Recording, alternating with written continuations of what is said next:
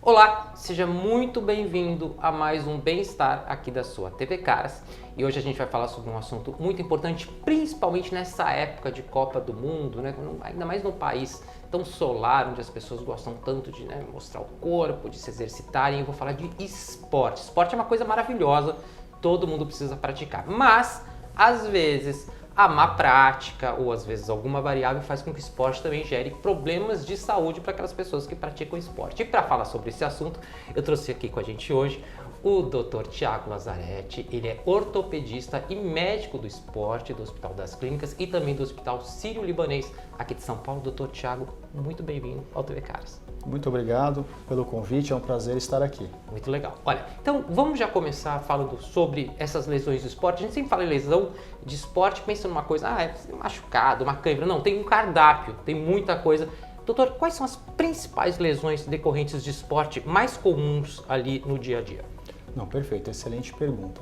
Então vamos lá, estamos na época da Copa do Mundo, né? Vamos pegar o exemplo próprio futebol. Né?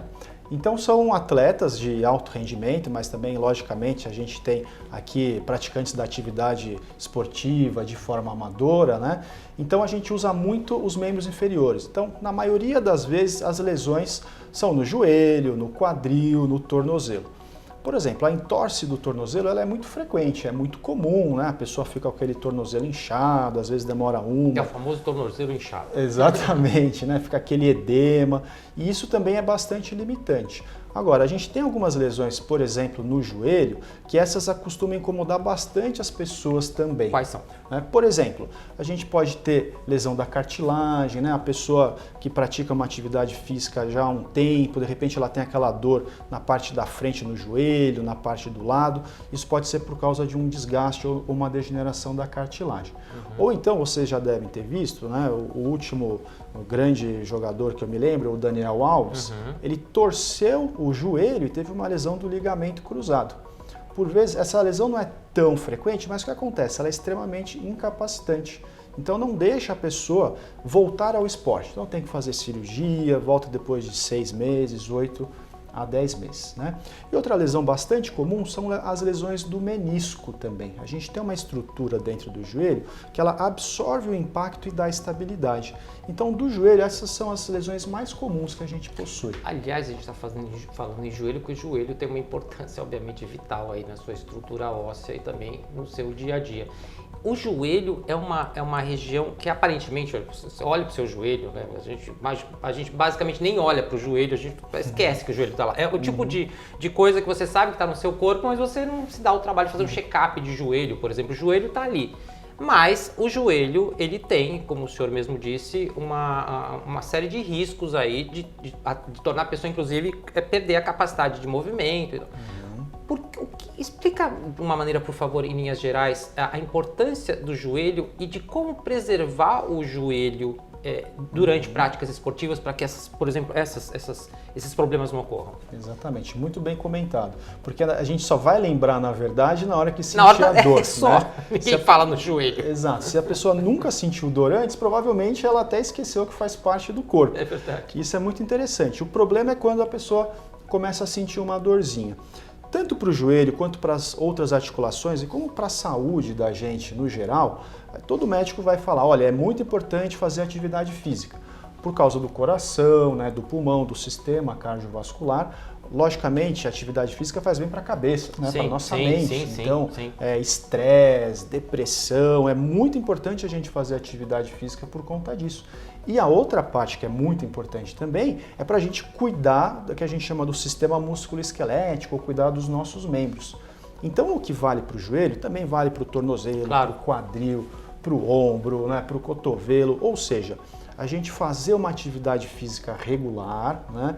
Por exemplo, se a pessoa puder fazer de 2 a 3 vezes por semana 50 minutos de atividade física, seria o ideal, porque a massa muscular, né, esse movimento dos joelhos, das articulações, o fortalecimento, treino de equilíbrio, alongamento. Isso é muito importante justamente para o que você falou, Mauro, para evitar que a gente tenha dores no futuro, que esse joelho, que essa articulação incomode a gente no futuro. E é engraçado, né, Mauro? Porque tem algumas pessoas que já têm aquele histórico familiar, né, tem um componente genético, que tem mais chance de desenvolver artrose, por exemplo, desgaste do que outras, né? Então essa atividade física regular é uma das primeiras coisas e mais importantes que a gente tem para oferecer, né, como ortopedista, médico do esporte, para a pessoa fazer regularmente, então evitar de se ter algum problema e até precisar de uma cirurgia no futuro. Quando a gente fala regular, é aquele atleta, e eu conheço alguns, e você que está acompanhando a gente aqui no Bem-Estar de Caras também deve conhecer, muita gente que tem aqueles ímpetos de começar a praticar algum esporte, depois desiste, aí fica um tempão sem fazer, de repente volta, preciso emagrecer. Geralmente vem a frase, preciso emagrecer, eu tô gordo, preciso perder peso, vem sempre uma ideia dessa, e a pessoa começa repentinamente a fazer sem o menor condicionamento, sem o auxílio de um profissional, começa a fazer e vai na academia e faz às vezes de uma maneira muito pesada, né? Quer dizer, já quero começar com um peso forte porque o resultado vem rápido. Isso é algo extremamente perigoso, na verdade, né? Outro ponto muito importante que você tocou, Mauro, porque antes da gente começar a fazer atividade física, sempre é bom a gente fazer uma avaliação pré-participação. E o que isso quer dizer? Exatamente, a gente vai ver tanto da parte do coração, né, a cardiológica, tudo mais, se tem algum risco, mas também se a pessoa tem uma lesão prévia, se tem um desequilíbrio muscular, se já teve, de fato, algum machucado, alguma coisa que predisponha ela a ter novas lesões, né? Então, essa avaliação inicial, de fato, ajuda muito para ter esse controle, essa avaliação e a pessoa poder fazer o esporte com segurança. E eu concordo com você. Se a pessoa começa em alto rendimento, pode acontecer o efeito ao contrário. A pessoa se machuca, vai sentir dor e vai se sentir desmotivada para realizar uma prática da atividade física regular. Agora tem uma outra questão também ainda sobre esporte, que é a do alongamento. Muita gente quando vai, eu já vi por experiência, vai correr ou vai fazer algum exercício, principalmente quem está começando, acha que faz um alongamento muito ruim, muito parco, acha que levantar a perninha uma vez está resolvido, que é uma coisa, é muito comum de se ver isso em academia. Você vai no Ibirapuera, em qualquer parque, as pessoas que correm, se percebe uma boa parte faz corretamente, mas uma outra parte faz ali, faz uma dança, como se fosse uma dança ali e está resolvido. Não, alongamento é um procedimento sério e muito importante para a prática de esporte. Não, isso é legal. Esse é um conceito até um pouco polêmico, às vezes que as opiniões são um pouquinho diferentes. Mas, de fato, sim, o alongamento é importante e veja, tem esportes que precisam de mais alongamento do que outros. Por exemplo? Né? Então, por exemplo, a ginástica artística, a ginástica olímpica. Poxa vida, se a pessoa não tiver um bom alongamento, ela vai se machucar literalmente. Né? Agora, outros esportes, por exemplo, de repente, a pessoa é halterofilista, não, é um esporte, mas a pessoa não precisa fazer tanto alongamento. Entendo. Mas, geralmente, o que é importante? A gente precisa, primeiro, aquecer o nosso corpo. Então, uma caminhada na esteira, uma bicicleta, então o corpo aquece, né? Antes de qualquer esporte? Exato. O ideal seria a gente fazer um primeiro aquecimento em torno de uns 5 minutos para o corpo esquentar um pouco e depois a gente vai para o alongamento. Né? Faz os alongamentos e aí sim começa a prática esportiva. Então, tanto no começo da prática esportiva, quanto no final da prática esportiva, também é importante fazer o alongamento. Né? Porque, imagina lá, a gente tem músculo, tem tendão, tem ligamento. Né? Se tudo aquilo está contraturado, se aquilo não foi previamente alongado, né? O start, né? Iniciado aquele processo de contração, de alongamento, então você pode ter uma lesão. Essa é a grande questão. Até para fazer a gente ter uma imagem um pouco mais clara, quando a gente fala em alongamento, o que exatamente, de uma maneira muito sintética, mas o que exatamente acontece? A gente tem um alongamento, um desestiramento de algum músculo? O que é exatamente o alongamento? Perfeito. Então vamos lá. Então vamos fazer aqui um exemplo do meu punho, né? Para cima e para baixo. Então, quando eu faço este alongamento aqui, eu estou alongando os tendões e músculos, né, que na hora que eu puxo aqui para cima. Então, na verdade, o alongamento é isso, é esticar tanto a musculatura quanto os tendões. mesma coisa, eu faço aqui para baixo, eu estou alongando essa musculatura. Pela postura extensora. natural do dia a dia, a gente tende a não ter essa musculatura estirada, quer dizer, a gente tem um efeito de contração.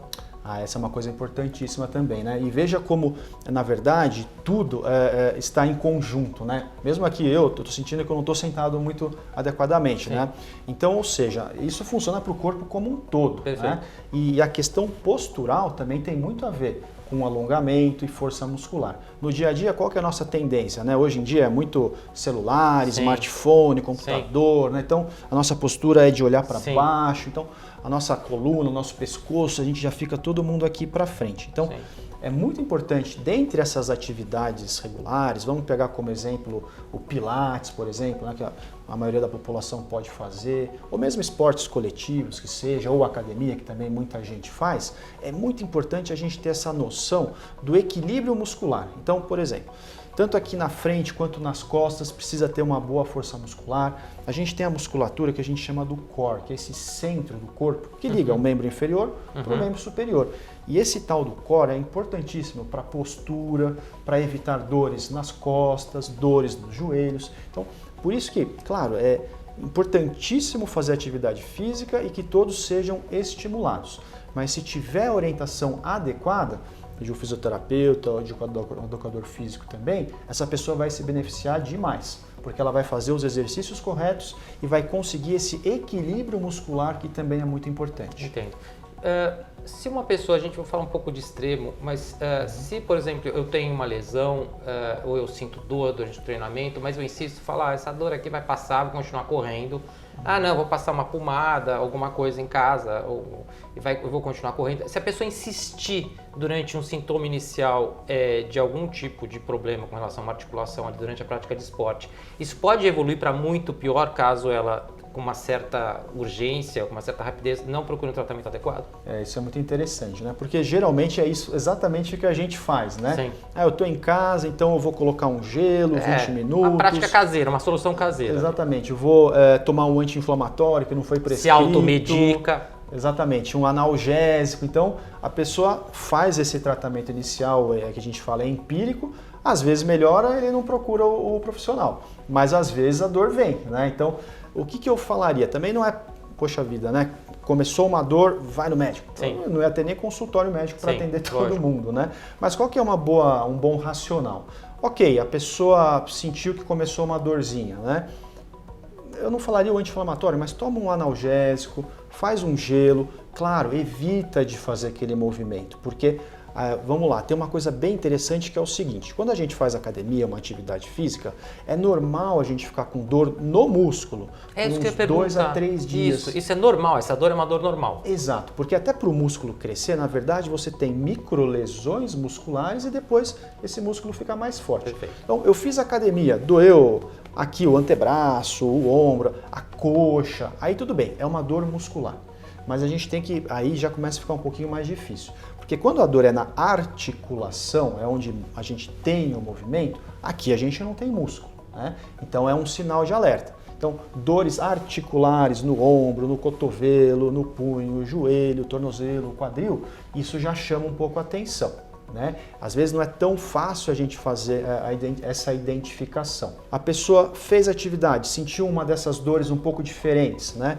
Poxa, tomei um analgésico, fiz o gelo, fui tentar fazer o exercício de novo, a dor continuou. Aí é um sinal de alerta. Nesse momento eu acho que vale a pena procurar um profissional, um médico do esporte, um ortopedista, para ver o que está acontecendo. Agora, a gente tem uma outra, a gente estava conversando até aqui antes da entrevista, uma outra questão muito relacionada a esse tipo de lesão é o gesso, o famoso gesso, que é aquele gesso que a gente, quando era criança, riscava até hoje, você escreve ali, e que sempre foi um sinônimo também de desconforto, de coceira. Gesso é uma coisa muito complexa, ainda mais no calor, no país tropical. E a gente tem uma dúvida, você que está acompanhando a gente aqui no Bem-Estar também deve ter essa dúvida. Será que o gesso já evoluiu? Será que a gente tem alternativas para o gesso? O gesso está com os dias contados? Porque o gesso vem de longa. O gesso é uma solução ancestral, né? Quer dizer, a gente sempre lembra de alguém com um membro quebrado, está sempre usando o gesso. O que o gesso hoje representa? A gente tem alguma outra coisa que substitua e o gesso, ele tem os dias contados? Não, exatamente. Isso é muito legal e, de fato, eu diria que a ortopedia começou, logicamente, com o uso do gesso Até porque os tratamentos eles eram muito mais conservadores e com uso de imobilizações. Então, sem dúvida nenhuma, o gesso faz parte da história da medicina, né, como um todo. Mas, de fato, a gente tem outras tecnologias hoje em dia que são bastante interessantes. Por quê? Porque vamos supor, se a pessoa tem uma fratura aqui no braço, no antebraço, a pessoa precisa usar o gesso por 1 mês, 2 meses por vez. E aquele gesso, né, que geralmente tem uma atadura, uma faixa crepe, algodão, aquilo fica cheirando, né, incomoda, é ruim, não dá para lavar, não dá para tomar banho. É uma das piores coisas. Né, precisa pôr um saco plástico. Então, assim, o gesso de fato evoluiu. Existem gessos sintéticos que são muito mais leves e que às vezes não é que pode entrar debaixo d'água, mas às vezes se molha sem querer, ele também não vai esfarelar, ele não vai estragar. Entendi. Então essa é uma opção que já existe no mercado, nos principais pronto-atendimentos, tudo mais, né? Isso já é uma opção. E a gente tem algo mais moderno, mais avançado inclusive, que são essas órteses por impressão 3D. Então, são câmeras, né, que captam tridimensionalmente o volume, o tamanho, as características individuais de cada pessoa e imprime-se literalmente, né, com uma impressora 3D de acordo com o formato. E geralmente o que acontece? É como se fosse uma malha, né? Então ele é aerado, ele é amplo e tem a mesma resistência do que um gesso, por exemplo. Eu quero voltar um pouquinho sobre a questão da prática de esporte com relação a 2 grupos específicos, a crianças e a gestantes. Uma criança ali, seu filho começou a jogar futebol, né? Uma criança começou... Ela, por ser nova, por ter um organismo ainda, né? Quer dizer, pela questão da idade, ela tem menos propensão, por exemplo, a ter uma lesão, a desenvolver algum problema com relação à prática de esporte ósseo. E a gestante, já emendando a pergunta, é um momento em que ela deve evitar esportes ou deve fazer esportes mais a menos? Eu queria entender um pouquinho sobre esses 2 grupos. Não, exato. É muito legal essa pergunta também, porque vamos lá, a criança não é um adulto em miniatura, correto? Então ela tem características muito especiais. Logicamente ela está em fase de crescimento, então a gente tem as fases de crescimento, tem por onde o osso cresce, né? E geralmente o tendão, o ligamento é mais forte do que o osso.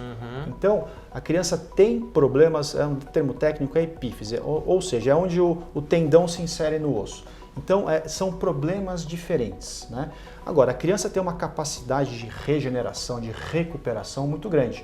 Então, isso é bom, né? Porque até quando a gente tem uma fratura, por exemplo, do osso da criança, né? Na hora que a gente coloca no lugar, existe, dependendo da idade, um remodelamento completo dessa fratura. Então, o poder de regeneração, de recuperação da criança é muito importante. Mas agora, para os pais, o que eu diria que é importante é o seguinte: a criança, na verdade, tem que fazer atividades lúdicas, atividades diferentes, né? O que acontece, às vezes, é ter uma super especialização do exercício nas crianças muito novas. Sim, isso existe. E isso, infelizmente, pode causar lesões. Então, a ideia é que a pessoa faça diferentes esportes e depois, quando tiver um pouquinho mais crescida, aí decide, não, vou fazer só natação, só futebol. Então, na verdade, ela tem que ser bastante não estimulada. Criar uma pressão, e você não pode criar uma pressão exatamente como o doutor disse. Você, por exemplo, quer colocar seu filho numa academia ou uma criança quer começar a fazer um exercício de trabalho muscular muito novo na criança, não tem a mesma adequação que para um adulto. Exatamente. Mesmo aquelas que, de repente, vão se profissionalizar, né, vão considerar aquilo uma atividade profissional, a gente tem que respeitar essa fisiologia, tem que respeitar o organismo da criança, porque cada estágio, né, de maturação da criança vai ter, então, alguma coisa que a gente pode oferecer para justamente não machucar, para não lesionar. Né? E no caso da gestante? Vamos lá, no caso das gestantes. Também temos que considerar qual que é o tamanho, né, quantos meses de gestação, porque às vezes dá 9 meses, aquela barriga já está grande. Então, vamos imaginar que o que é importante, na verdade, novamente, a atividade física regular é muito importante. Tem que fazer atividade física, principalmente para o coração, né, para a circulação. Então isso vai beneficiar muito a criança, porque a mãe saudável, logicamente, a criança está saudável. Perfeito. Mas a partir de um tempo, com aquela barriga daquele tamanho, a mãe não vai conseguir fazer uma prática que envolva saltos, né, envolva carregar muito peso. Então, sim, ao longo dessa gestação, então, é proposto que se faça uma atividade física menos intensa. Né? A gente não quer saltos. Mas tem um limite, por exemplo, até o nono mês, tem que parar uns 2 meses antes? Há um limite para essa prática? Na verdade, não. Essa mãe ela pode continuar, inclusive, muito próximo de dar à luz. Né? Novamente, a caminhada, atividades leves, alongamentos, né? Respeitando sempre essa fase, né, da gestação. Há algum fator de risco, e aí eu vou citar alguns, como tabagismo, obesidade ou próprio alcoolismo, que fazem com que a pessoa ela tenha uma chance maior, por exemplo, de desenvolver ou de ter uma lesão mais grave? Interessantíssimo isso, porque tem sim, a pessoa que é tabagista, principalmente para algumas doenças do ombro, sabidamente que elas têm mais complicações em cirurgias, e assim como o diabetes, porque o diabetes é uma doença sistêmica, né? Que afeta todo o corpo, na verdade. Sim. Então afeta o músculo, afeta o tendão, afeta a microcirculação. O sangue não consegue chegar nesses locais, e principalmente da periferia, nos pequenos vasinhos. Então, sempre o tratamento vai ser mais difícil. A pessoa que tem uma entorse ou então uma lesão do tendão. O tabagismo é pela química do cigarro, é pelo gesto? O que tabagismo influi? Necessariamente numa questão tão... no ombro, você não consegue pensar aí uma relação entre ombro e cigarro, por exemplo, você que é fumante. Exatamente, mas tem essa relação. Por quê? Porque, querendo ou não, toda a fumaça, né, que na verdade é aspirada pelo pulmão, ela vai ser absorvida e vai cair na corrente sanguínea. Então, na hora que caiu na corrente sanguínea, aquilo vai literalmente para o corpo todo, né, desde a ponta do pé até o fio do cabelo. Então, a presença, né, daquelas substâncias tóxicas do tabagismo, ela está presente em todos os lugares, inclusive no tendão que machuca aqui no ombro. Obesidade, eu acho que é meio óbvio, né? Mas obesidade, uma pessoa que está acima do seu peso, ela deve evitar, obviamente, exercícios intensos. Quer dizer, quais são as limitações, até que a pessoa atinja um peso adequado, quais são as limitações? Eu tô grande e eu já quero começar a fazer coisas. Isso também é outro fator comum em academia. Sem uma orientação, você vê ali alguma pessoa que está acima do seu peso, tentando fazer rápido, porque ela imagina que se ela fizer muito rápido uma série de exercícios, o rendimento é maior e ela vai conseguir atingir o objetivo dela mais rápido. Mas isso não é uma realidade. Infelizmente não, Mauro. E você falou muito certo isso. Por quê? Imagina que quando a gente caminha, são 2 vezes o peso do corpo que passa pelo nosso joelho. 2 vezes o peso do corpo. Quando a gente corre, são 4 vezes. E quando a gente salta, são 7 vezes. É o impacto sobre o joelho? É o peso de impacto isso? Exatamente. São 7 vezes o peso do nosso corpo. Então, imagina uma pessoa que tem 70 quilos, por exemplo, e uma pessoa que tem 100 quilos. Isso quer dizer que a cada passo, a cada movimento, a carga, a energia que passa pela articulação é muito grande.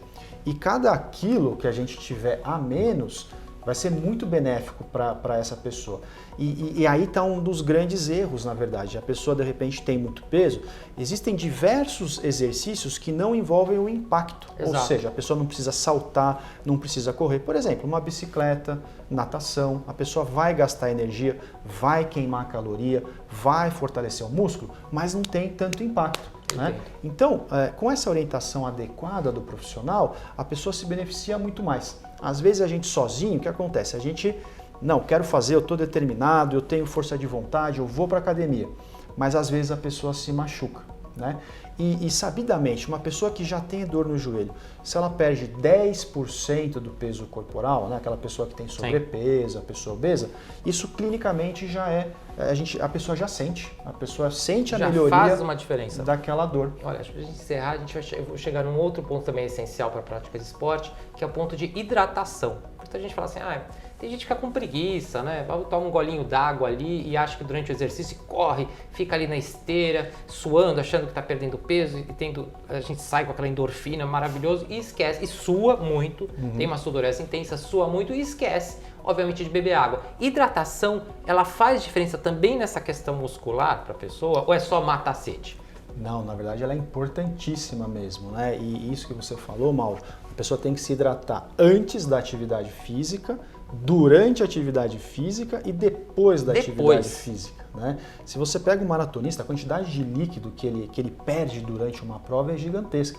E tem mais uma questão muito importante. Então imagina, no Brasil, verão, super quente, obviamente a perda de líquido é muito maior. E se a pessoa, na verdade, não faz exatamente essa hidratação, tem um termo técnico, é hipertermia, ou seja, o corpo começa a aquecer de uma forma que a pessoa pode desmaiar e até correr risco de vida. Então, realmente, claro que o corpo sabe, a gente sente a sede, né? Então, o corpo demanda da gente a hidratação. Mas eu recomendo sim fortemente que a pessoa sempre que lembrar, antes do exercício, durante e depois, também se hidrate, tá?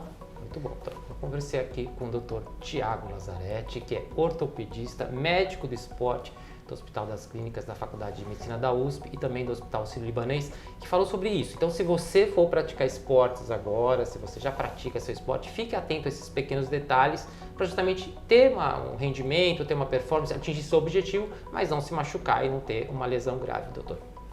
Muito obrigado, foi um enorme prazer e eu fico à disposição de vocês. E eu fico muito feliz que a gente conseguiu esclarecer muitas dúvidas, principalmente para quem gosta de academia, para quem gosta de praticar esportes. Bem, quer dar sugestões, compartilhar, curtir, quer ver todos os vídeos, é só seguir nas redes sociais que estão aparecendo aqui embaixo. Eu vejo vocês no próximo Bem-Estar. Até lá!